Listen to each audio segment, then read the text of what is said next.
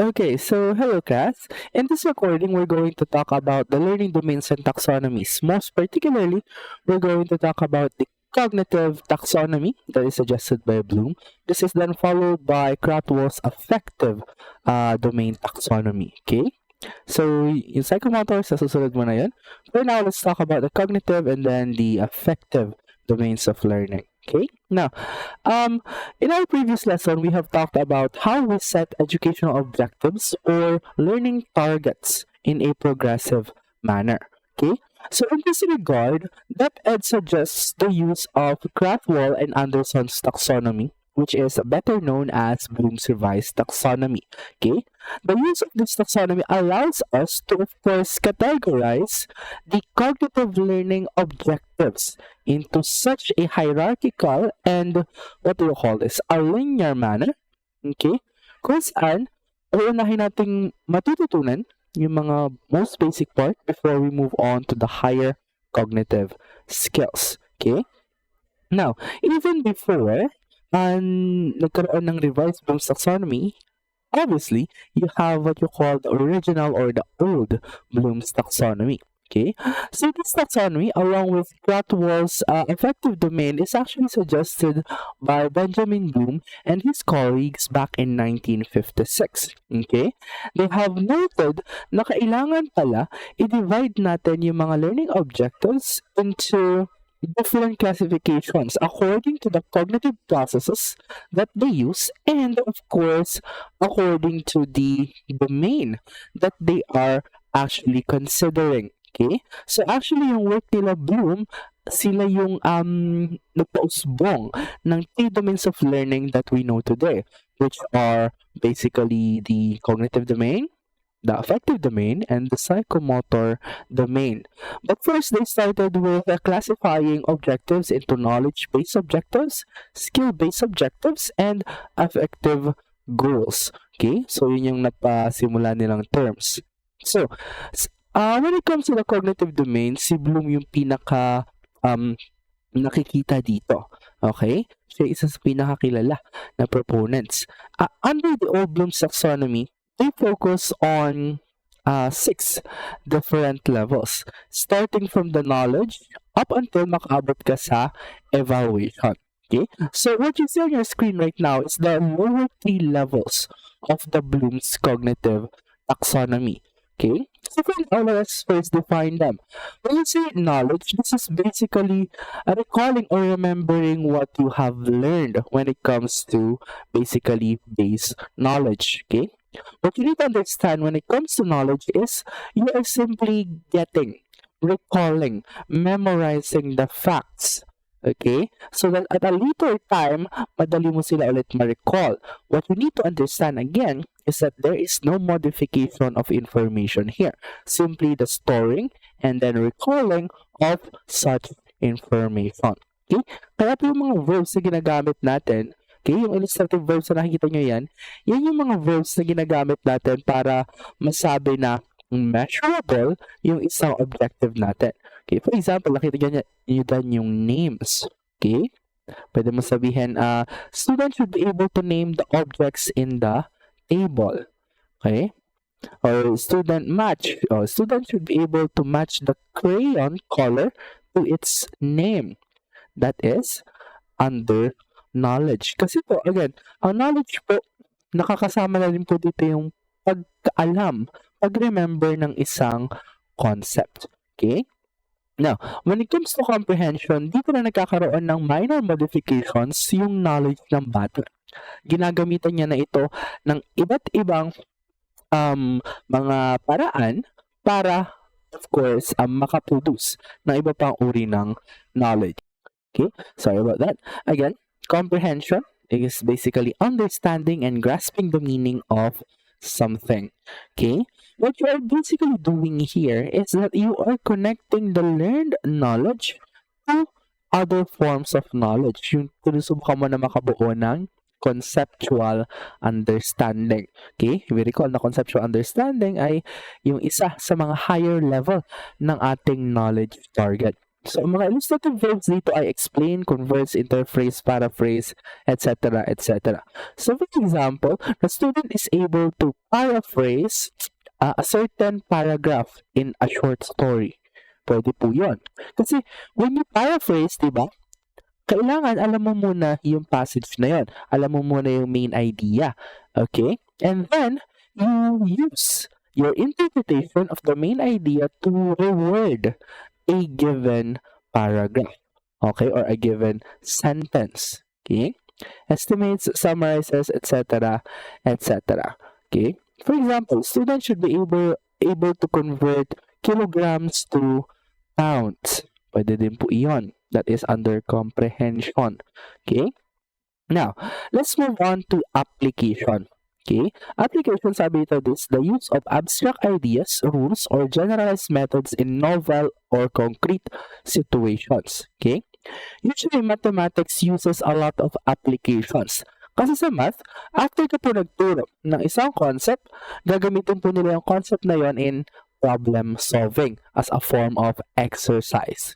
Okay? Of course, pwede rin po itong gamitin sa iba't ibang mga major. So, for example, when a teacher has shown the students, okay, how to use a microscope, okay, you can have an objective that says a student should be able to identify the parts, okay, by projecting it or by maximizing its view on the microscope, okay.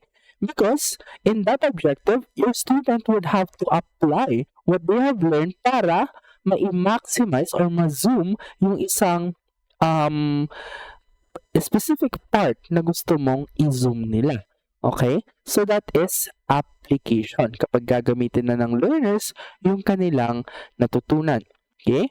And then you have analysis. This is almost the same with our reasoning patterns last time when we aim to break down a particular structure in an effort to understand its different elements, how each element is connected to other elements, and of course, how the structure functions in relation with the functions and uses of each individual elements. Okay?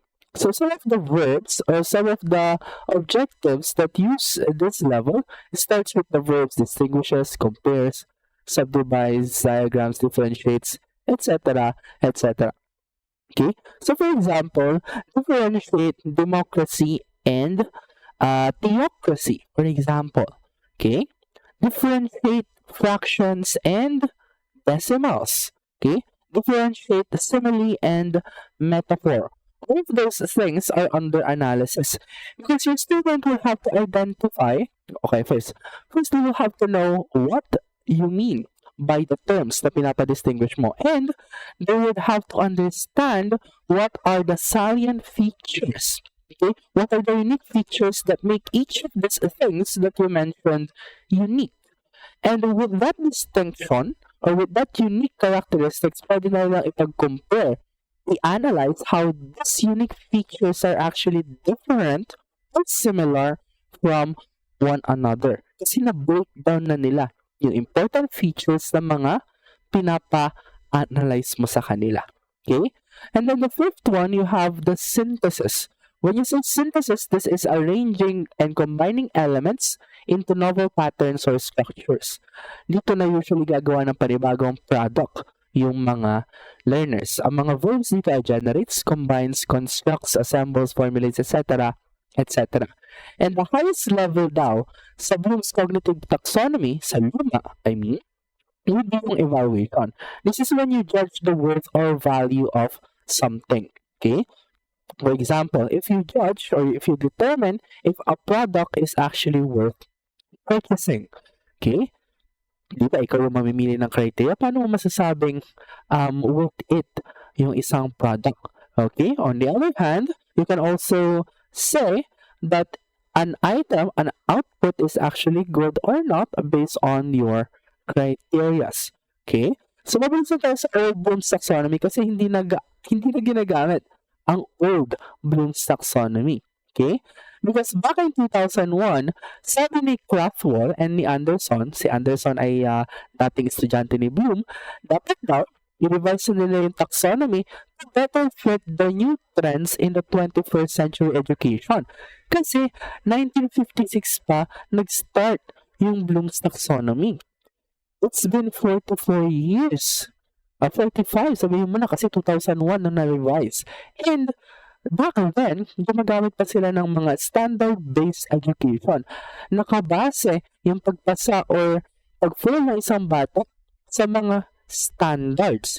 But now, in the 21st century, nakafocus yung pagpasa or pag-fail ng isang bata sa output, sa skills, sa demonstrations na kaya nilang ipakita rather than the content standards. Okay? So that is why isa sa mga pagbabago na ginawa nila would be yung pag-change ng mga terms sa old Bloom's taxonomy from noun form, knowledge, comprehension, application, noun po yung mga yon, they changed it into verb form so that your students will actually focus on the action rather than the content. So knowledge became remembering.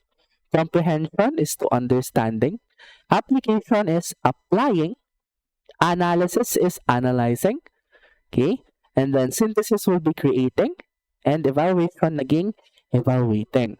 Now, aside from that, okay, pagpalit din nila yung levels ng evaluating and creating. Now, the highest level in the taxonomy is called creating. Because the idea there, okay, is that when you create something, hindi ka naman gagawa ng isang bagay na hindi mo na-evaluate to be good. Okay? So, dapat evaluating muna yung nasa mas mababa kaysa sa creating. Okay? Kasi ini-evaluate mo muna what makes a good product and what makes a bad product. After your evaluation, you simply more focus on actually doing those things. Okay? So, in our life, actually, madali lang mag-judge, di ba? Ang pangit naman ang gawa mo. Ang ganda naman ang gawa mo. But the harder thing to do is actually make that object or make that output. Okay? So, that is one of the reasons kung bakit mas mataas na ang creating. Now, if you look closely at this figure, okay, the bottom two levels of the pyramid on the right, on the new version, we consider that as the lower order thinking skills or tinatawag na lots. Okay? Yung 4 na sa pinakamataas, you have applying up until creating, sila yung tinatawag na higher order thinking skills or HOTS. Okay? So that po, okay, usually, sinasabi nila, pag mas bata yung learners, what we want to establish first is yung kanilang lower order thinking skills. Because in the structure of Bloom's taxonomy, you cannot move up. Okay? Hindi ka makaka-create kapag hindi mo dinaanan yung lower levels of knowledge. Kaya dapat, pag bata ka, your goal should be improving your basis, your foundation for knowledge. Okay? Kaya, usually pag mga younger learners or pag very new pa yung isang lesson, yung remembering and understanding yung pinaka-bulk ng gusto mong i-assess at gusto mong gawin ng mga learning targets. Once they have established that, okay, pwede ka na pumunta sa HOTS. Okay? Ang number na ginamit nila usually, 70% is lower order thinking skills and then 30% is higher order thinking skills. This is referring to the distribution ng iyong mga test items or ng iyong grade weights sa grade ng mga bata. Okay? But for more developed learners, sa mga learners na maayos na yung mga bases, okay, doon ka na mag-focus sa HOTS. Pagbaliktarin mo na, pag matanda na, pag okay na yung foundation, 70% na yan ay higher order thinking skills. 30% na lang sa kanila yung lower order thinking skills. Kasi nga, again, meron na silang maayos na establishment. Okay? So, makikita ito usually sa mga pen and paper test na gagawin mo. Okay? Pag bata yung learners, 70% ng lahat ng items, halimbawa 1 to 10. So, 7 items doon ay magpo-focus sa lower order thinking skills or remembering and understanding. 20% non or 3 out of 10 items ay magpo-focus sa applying, analyzing, evaluating, and creating. Okay? Conversely, pag matatanda na, pag maayos na yung base, 7 items para sa taas, para sa hops, 3 items na lang para sa baba.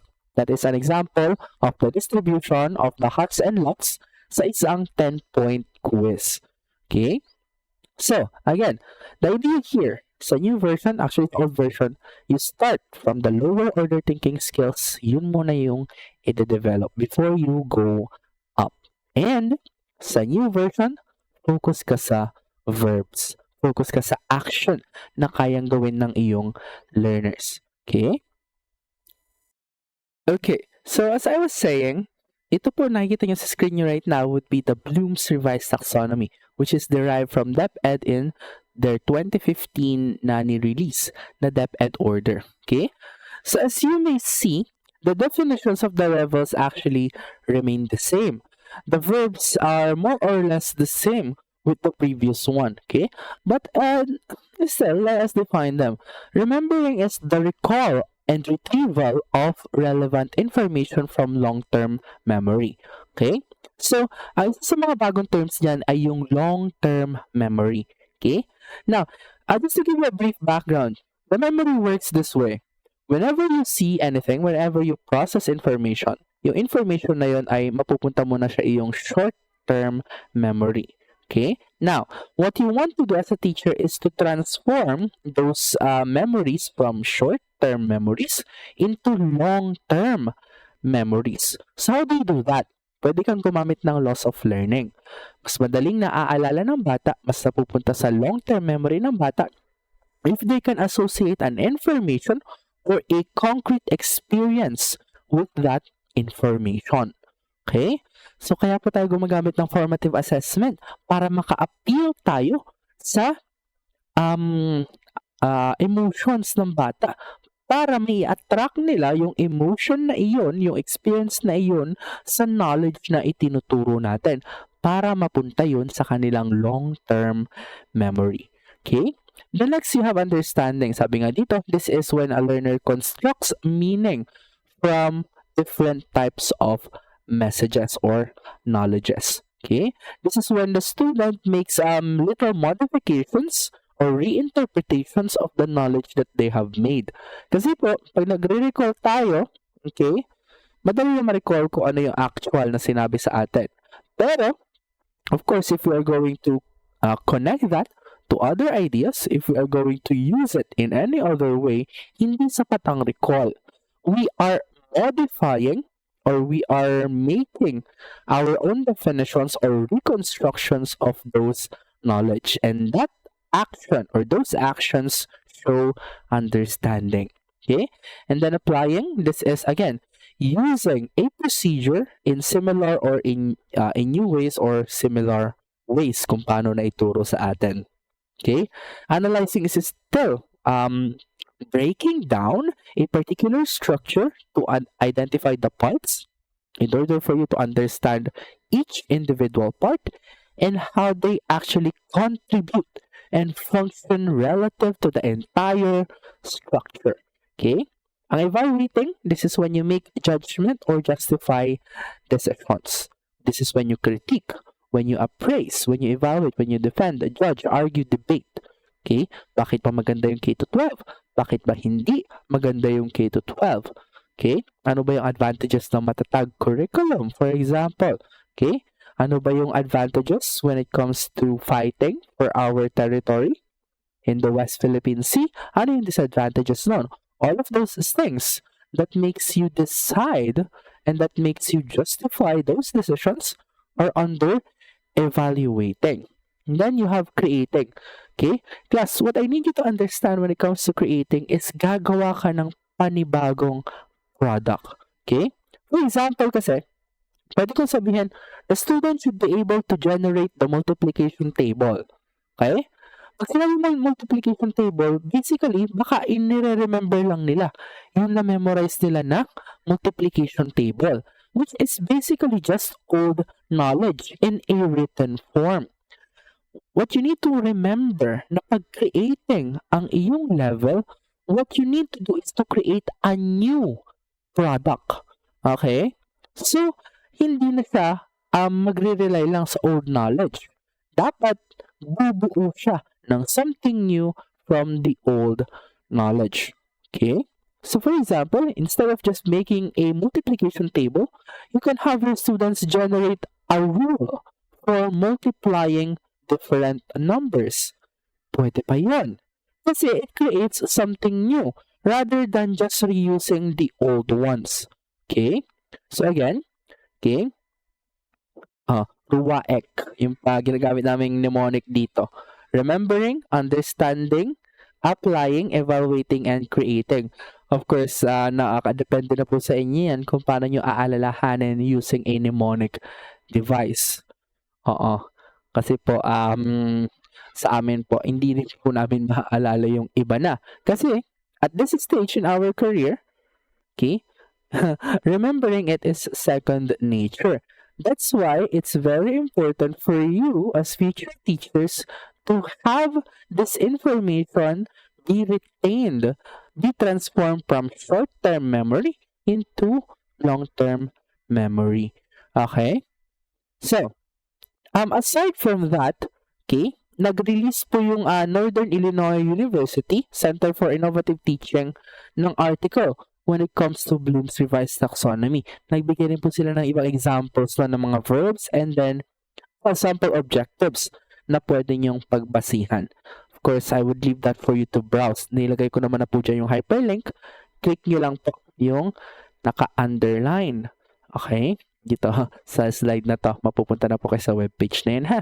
Okay, now, when we're talking about cognitive processes, meron po tayong iba-ibang mga synonym ng mga cognitive processes when it comes to the different levels. Okay?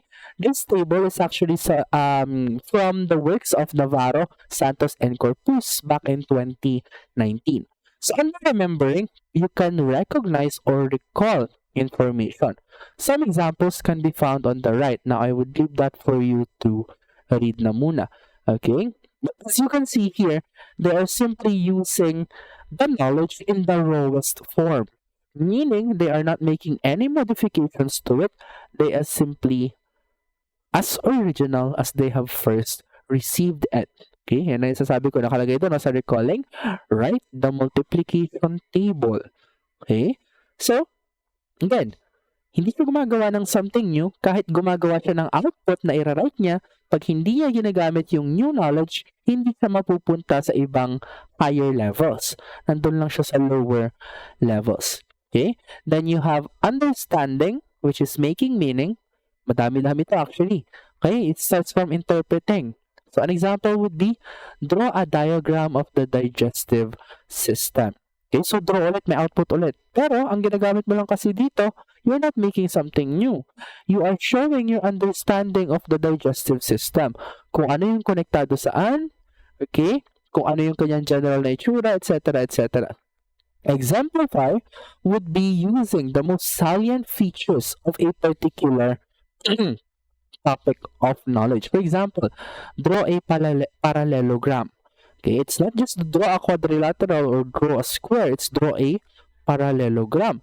So, kailangan mo intindihin, ano ba yung parallelogram? You exemplify, you first understand what makes these topics unique, what makes these objects unique compared to other objects, and then you classify. Okay, when you classify, of course, as the name suggests, you are going to group smaller things into more general categories. For example, list numbers, odd or even. Numbers po, madami po tayo niyan. Okay? However, you can classify integers into odd or even.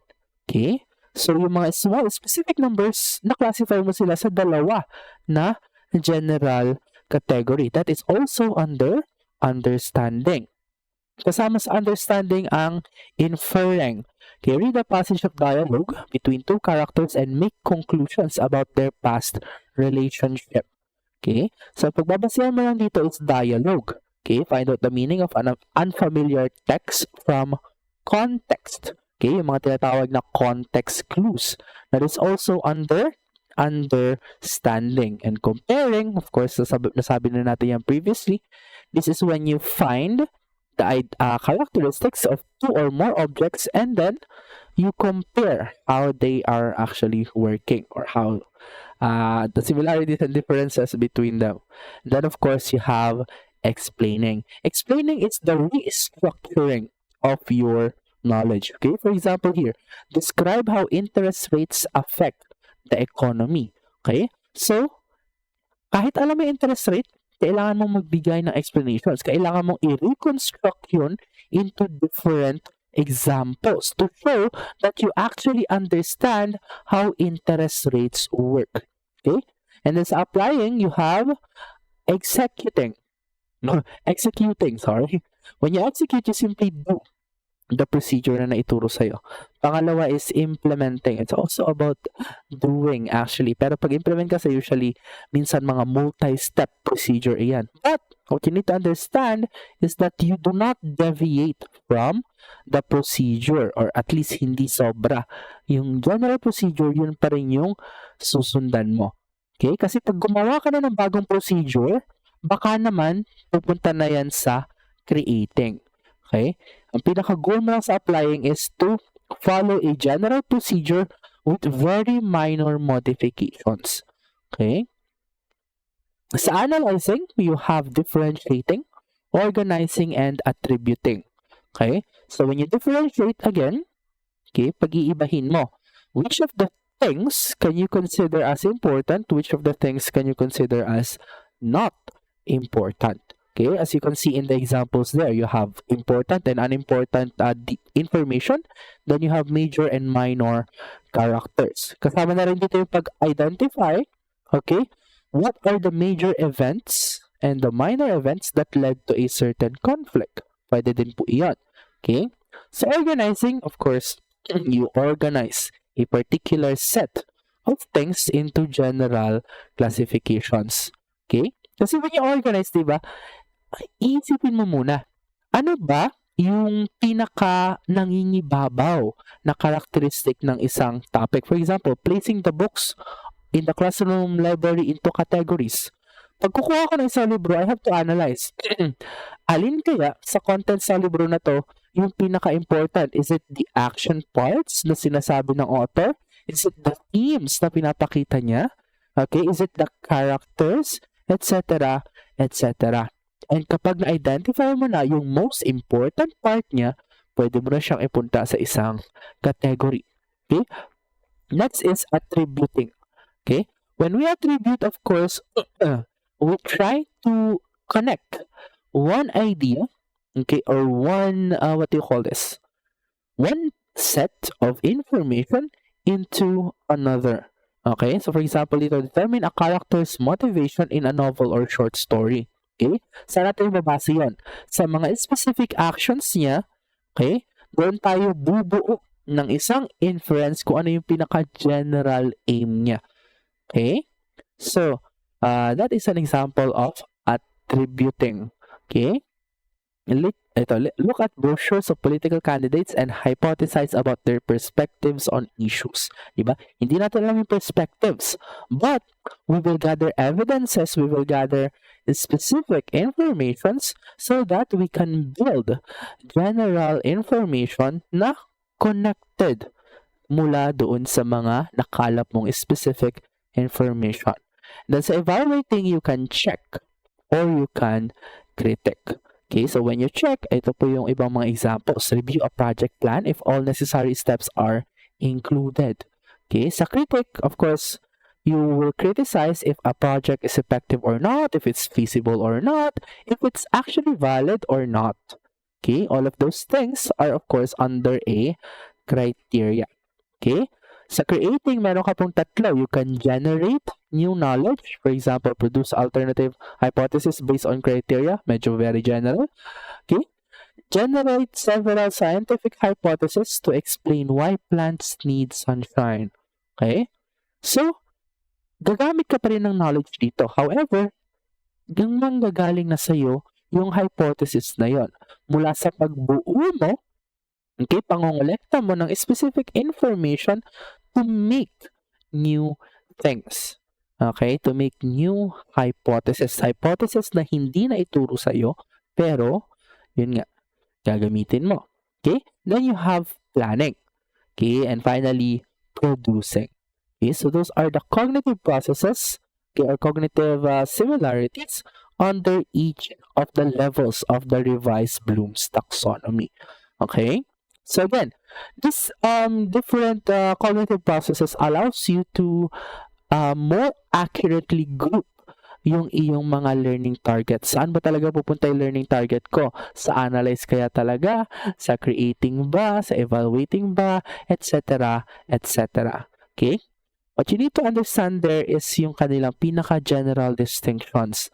Sa knowledge, you're simply going to recall information. Walang kahit anong modification. Sa understanding, nagkakaroon ng konting modification. Applying is following a procedure. Following hindi ka mag-edit ng procedure. Susundan mo lang yung procedure. Okay? Analysis would be to break down the parts. Okay? To understand which parts are important, which parts are not, what part functions, okay, in relation to another. Sa evaluating, okay, lagi niyong hanapin yung criteria. You're going to attack or defend a particular idea. Okay, based on the evidences that you have created, based on the evidences that you have collected. And so creating, always focus ka sa mga panibagong bagay na gagawin mo that is unique and original to you. Okay? Meaning, kapag nagre-recall ka lang, kapag gagawa ka ng isang bagay, nagagayahin mo word per word, figure by figure yung isang bagay, hindi po yun creating. Again, ang creating, you make something new. Okay? So, aside from that, okay, nagbigay din po si Krathwohl and si Anderson ng mga tinatawag na knowledge dimensions. Kanina, mga cognitive processes po iyon. Okay? But now, we are talking about knowledge dimensions. Kasi sa paggawa po ng isang objective, meron kang verb na gagamitin to show anong cognitive process yung involved dito sa objective na ito. And knowledge dimension talks about the actual knowledge na iha-handle mo. Okay? So according to Krathwohl and Anderson, meron daw tayong 4 na uri ng knowledge dimension. Okay? Okay, so as I was saying, meron po tayong 4 na uri ng knowledge dimensions.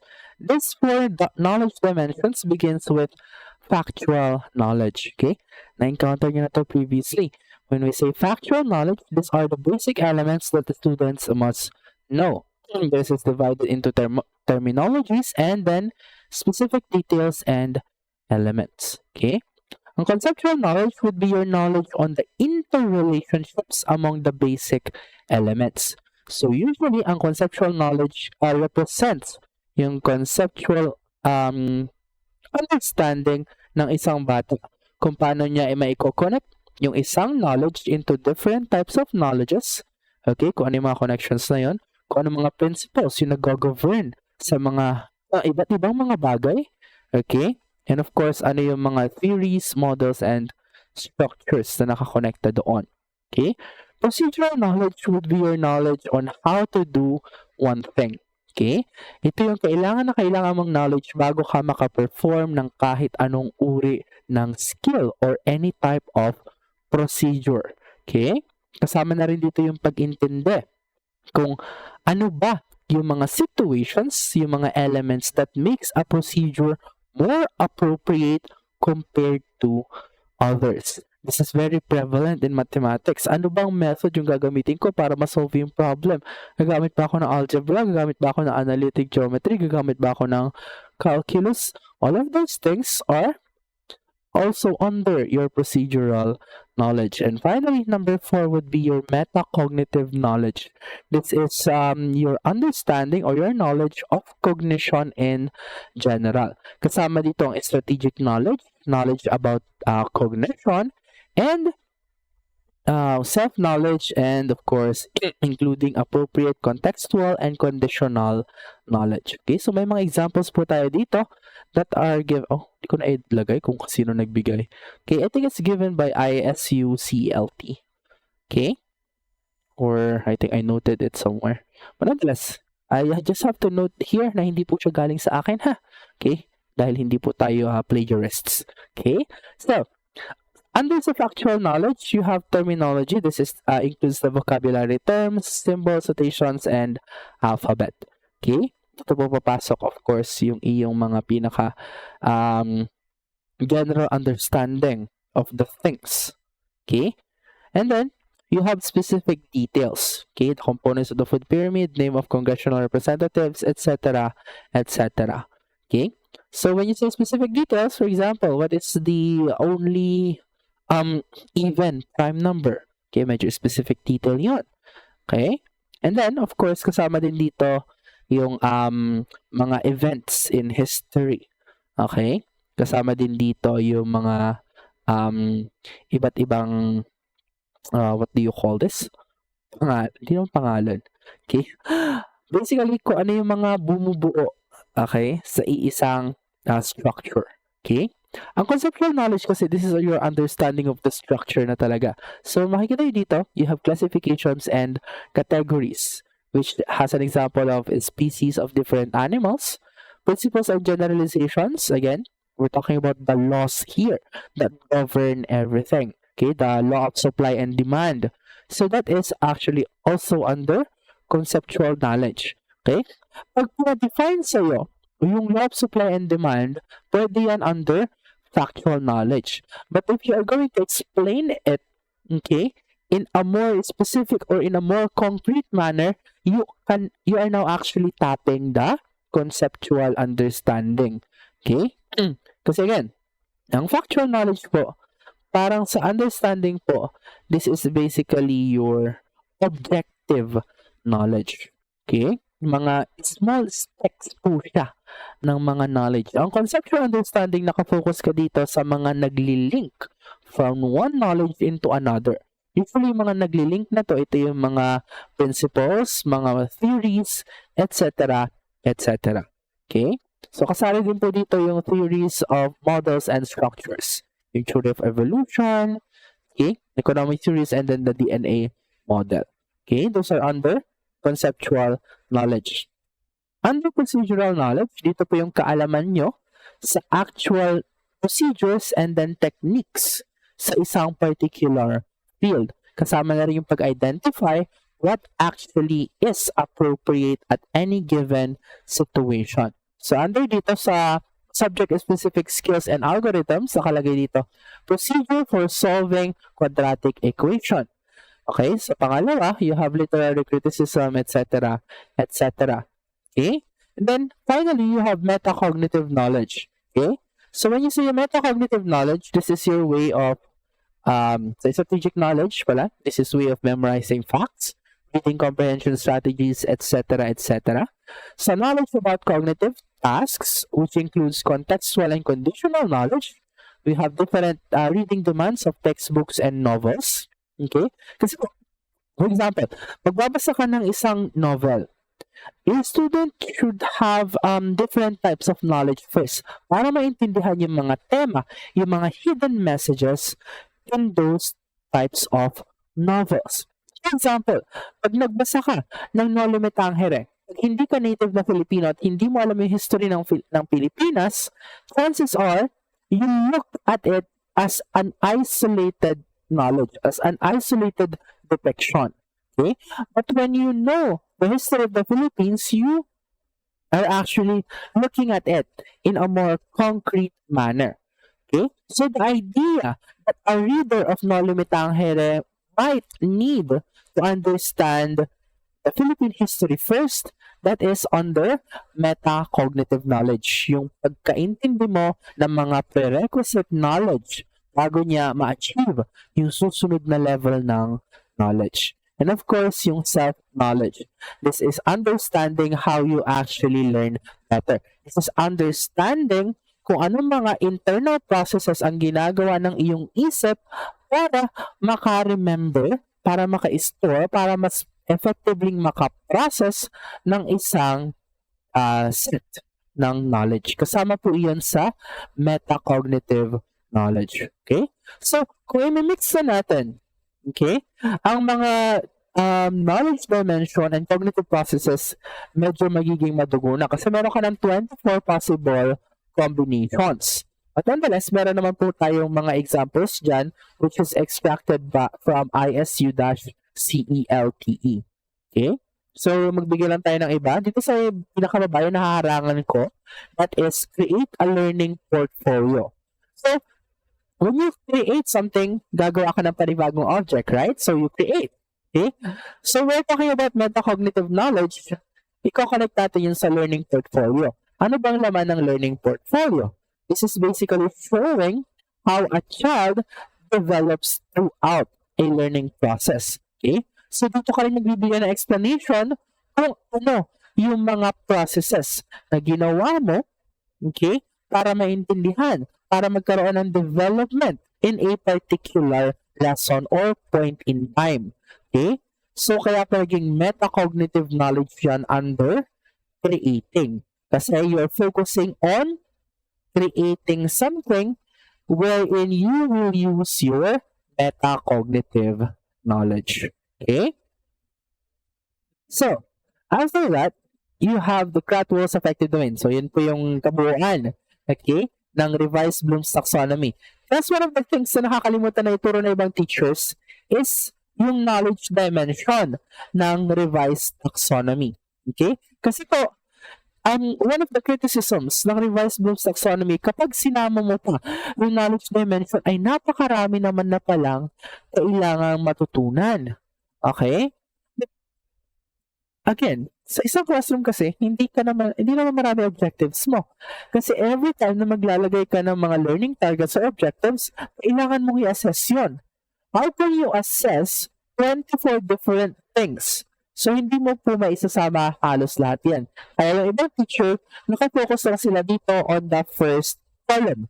Sa cognitive processes lang sila nakafocus. Okay? But I need you to understand class again. Okay?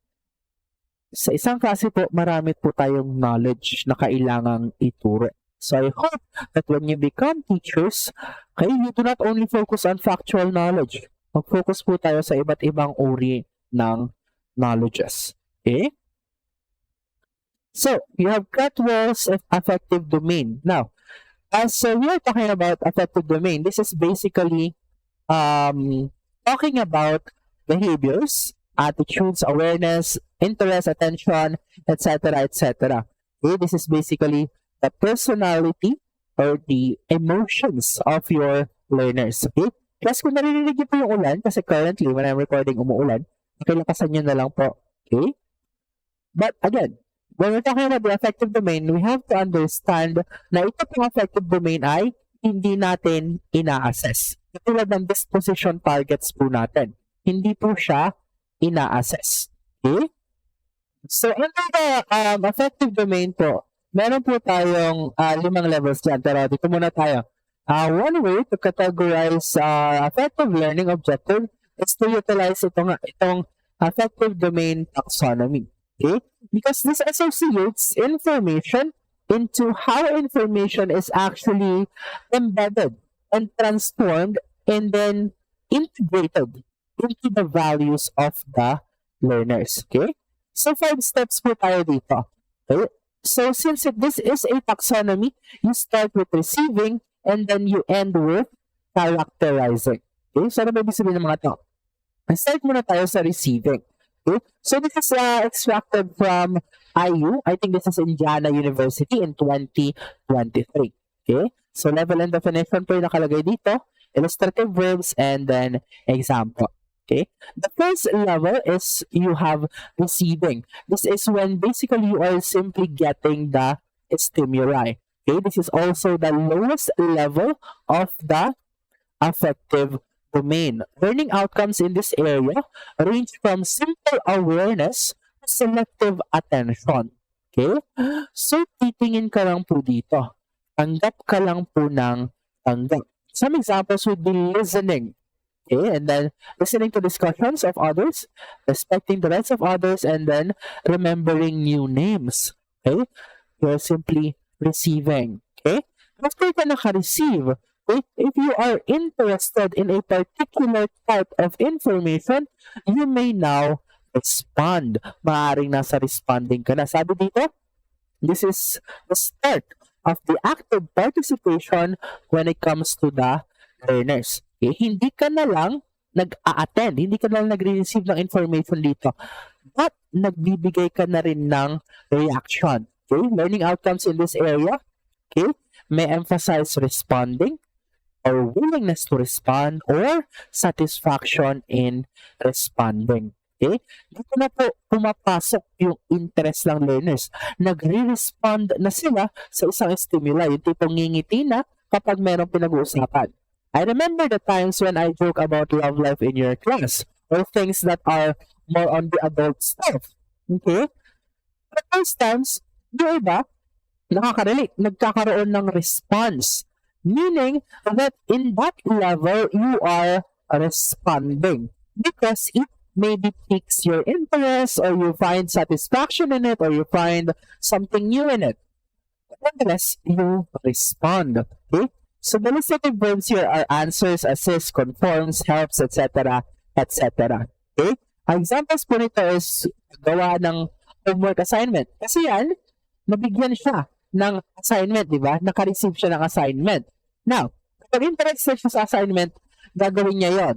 Or kapag nakakakita siya ng advantage in doing the assignment, nagre-respond siya sa requirements ng assignment na yon. And then we are participating in activities or questioning new things. So kapag nagtatanong yung students, it shows them at a responding level. Now the third one is valuing.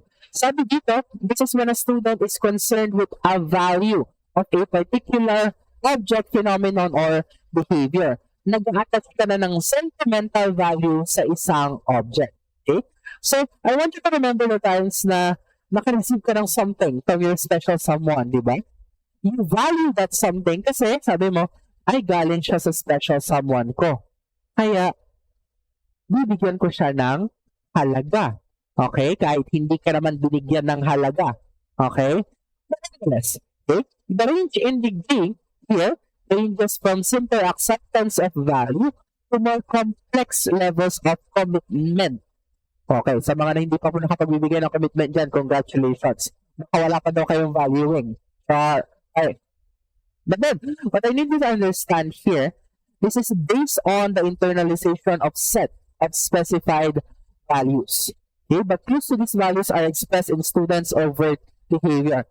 When we say overt behavior, this is observable behavior na nakikita natin. So minsan, makikita natin what values do the students actually prioritize. So for example, yung mga student, diba? Kahit hindi siya mag-aaral, gusto mukha lang siyang maganda, okay na sa kanya. Kasi, binavalue niya yung beauty other than other things. Yung iba sa atin, okay lang. Kahit hindi maayos yung pananamit. Basta, maggawa yung mga duties. Ibig sabihin, binavalue niya siguro yung responsibility over perception. So all of these value levels sa bawat estudyante po ay iba-iba. Dito na po nagsisimula yung pagkakaiba-iba natin sa opinions, because what you value may be something na hindi ko kayang bigyan ng halaga. Kung gusto mo ang rock music, maaari ako ayoko ng rock music because I value other genres of music. Learning outcomes in this area are concerned with behavior that is consistent, and stable to make the value clearly and identifiable. These are under attitudes and appreciation would fall into this category. So iba sa inyo na-appreciate yung jokes ko. Yung iba, hindi. Because you give different values to the jokes there. Illustrative verbs, yan po yung mga example na illustrative verbs, explains, follows, forms, selects, shares, and then examples. The example would be accepting the idea that integrated curricula is a good way to learn. Tinanggap niya na yung value ng curricula. First, the ability to solve problems. So, pinapakita niya na po yung ability na yun kasi feeling niya may value yung ability na yun. Informs management about your opinion. Kasi may binavalue kang mga bagay at gusto mong i-share yun para makita rin ng ibang tao o para makita na rin yung pag-value ng ibang tao doon sa bagay na iyon. So that is valuing. Attaching a particular value to an object. Object maaring bagay, maaring preference, okay? So it's not necessarily not necessarily tangible. Okay? So yung iba, we value the educational achievement of others, yung iba, we value the money, yung iba, we value how good they look, etc., etc. That is under valuing. Okay? Ang susunod po sa atin ay, number 4 would be organization. Sabi dito, this is concerned with bringing together different values, resolving conflicts, and then beginning the building of an internally consistent value system. Okay? Kasi usually nagkakaiba tayo ng value sa bawat isa't isa. Okay? Minsan nagka-clash tayo. Pag nandun ka na sa organization o organizing, naghahanap ka na ng paraan to settle those differences. Okay? Para meron ka ng consistent na value. Para ma-identify mo na kung ano talagang value yung acceptable sa iyong value range. Ano yung kaya mo i-tolerate, ano yung hindi mo kayang i-tolerate. Okay? So, ang focus po natin dito ay pag-relate ng one value into another. Okay? Sabi dito, learning outcomes may be concerned with the conceptualization of value. Okay? Recognizes the responsibility of individuals for improving human relations or with the organization of a value system. Okay? The instructional objectives relating to this would be the development of a philosophy of life. Okay. My God, philosophy of life, parang hirap na maintindihan. Okay? For example, if you have the perspective na as long as hindi sila tumatapak ng ibang tao, okay lang. Okay? That is under organization. Kasi wala kang particular na binavalue doon. Marami kang different types of actions na kino-consider. Okay, ulitin natin. Okay lang na gawin niya yun basta wala siyang inaapakang ibang tao. So, yung gagawin na yun, maaaring hindi mo binibigyan ng value. Pero, meron kang organization, meron kang rule, meron kang system na nagsasabi kung ang isang value, kung ang isang action ba ay acceptable or hindi. That is when you are doing organization. So, meron po tayong illustrative words dyan and examples. Okay? Plus, for example, sa isang relationship, di ba? Magkaiba kayo ng values ng iyong special someone. Okay? So, with that, yung sabi mo, ay, magka-compromise ako kasi mahal ko. Pero, at some point, you say na tama na. Ito yung kaya ko, ito yung pinaka-maximum na aking gusto. O, ano yung sayo? Pwede, baka hindi talaga tayo organizable into a value system. Okay, ganun din po sa klase. Okay? Kapag sa'yo, interesting yung isang topic, pag hindi interesting sa learners at sinabi niya, wala naman akong gagamitan nito. Okay? Baka magkaiba kayo ng value organization. Okay? So, next we move on to characterization. This is the highest level in the taxonomy of affective domain. This is when the individual controls their behavior for them to develop a lifestyle. Therefore, ang behavior na po ng characterization ay consistent na, hindi na nagbabago sa personality ng isang learner. For example, meron kang learner na non-tolerant o di naman kaya apathetic sa iyong environment, meaning wala siyang pake sa tingin ng iba. Okay? Pag yun na yung kanyang character at hindi niya na nababago yun, ibig sabihin, meron na siyang characterization of a value set. Okay? So, one of the higher goals in life would be to create a characterization of value. To have a, an enduring and a consistent personality. Kaya minsan ayaw natin sa taong mabilis magbago. Okay? Kasi, hindi siya nagko-conform sa hinahanap nating consistency. Okay? So, when it comes to the classroom level class, okay, this is when you focus on the general patterns of adjustment. Okay? Kasi nga, ang pinaka-goal mo dito ay makabuo ng character mula sa students. Yung estudyante na ba ito, makikilala dahil sa kanyang kabaitan? Okay? Makikilala ba dahil sa kanyang laging pagtulong sa kapwa? Okay? Etc. Etc. Your character. Diba? Sa politics pa nga lang, ang dami na natin ginagawang characterization base sa mga ginagawa nila. Ngayon, ang pinakamatunog na pangalan when it comes to politics would be Vice President Sara Duterte. Diba? Sa kanyang mga statements, lalo na yung one of the more recent ones, okay, ang lahat ng kakalaban sa confidential fund ay kalaban ng kapayapaan. Okay, ang kalaban ng kapayapaan ay kalaban ng bayan. Okay? So, some of us may think na ay, character niya na yan, yung pang nagpuprotekta ng confidential funds. Okay? Maaring yun yung pagtingin natin. However, again, minsan kasi, as teachers po, okay, we may look at a person and then we judge the character. Ang problema lang ay kapag wala tayong maayos na criteria. Okay? But I want you to remember this. When you are looking for characterization, you are setting the lifestyle of the students for them to have a consistent and persisting character. Okay? Character na magagamit nila not just in their learning, but in their everyday lives. Okay? So, there are some illustrative words sa second column and then examples sa third column. Okay? So, now the affective domain, we can notice that these skills require instructors to recognize the importance of emotions in the classroom. Plus, one of the laws of learning is that law of interest. Okay? Pag hindi interested ang learners, pag hindi invested ang learners, invested in terms of emotions, okay, hindi po sila makikinig sa klase. At pag hindi sila makikinig sa klase, kapag hindi ka interested sa lesson, hindi ka makikinig. Okay? Hindi ka matututo. So, kahit hindi natin ma-assess ang affective learning, kahit hanggang observation lang yung kaya natin gawin, we cannot deny its impact in the classroom.